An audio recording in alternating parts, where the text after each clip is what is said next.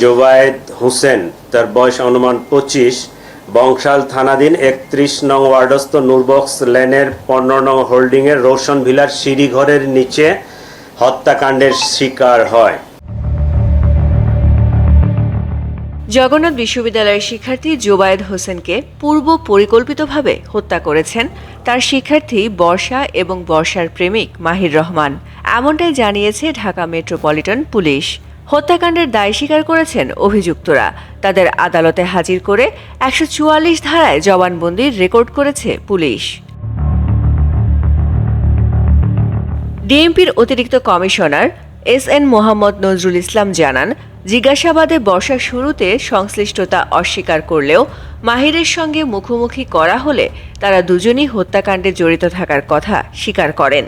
পুলিশি জিজ্ঞাসাবাদের পর তাদের আদালতে হাজির করে জবানবন্দি রেকর্ড করা হয় এবং আদালত তাদের কারাগারে পাঠানোর নির্দেশ দেন।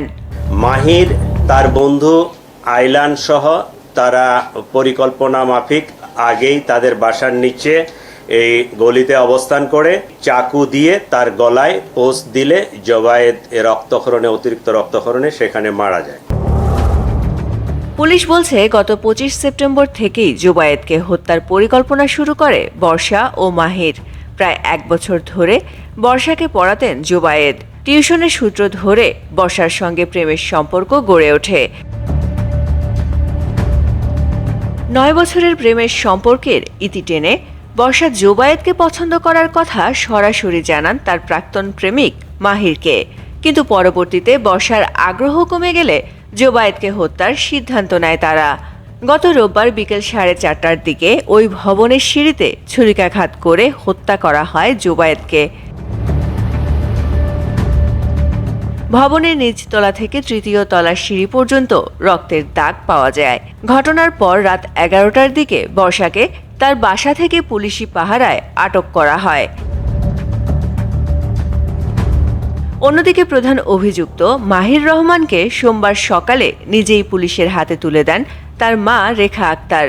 তিনি বংশাল থানায় গিয়ে ছেলেকে সোপর্দ করেন বলে পরিবারের এক সদস্য জানিয়েছেন। এ ঘটনায় বর্ষা সহ মোট 4 জনকে আটক করেছে পুলিশ। মামলার প্রস্তুতি এখন চূড়ান্ত পর্যায়ে রয়েছে বলে জানিয়েছে ডিএমপি। বার্জিস শাবনাম বর্ষা মেয়েটা এবং মাহিরের যে বন্ধু ফারদিন আহমেদ আইলান, 3 জনকেই আমরা গ্রেফতার করতে সক্ষম হয়েছি। MCTV US.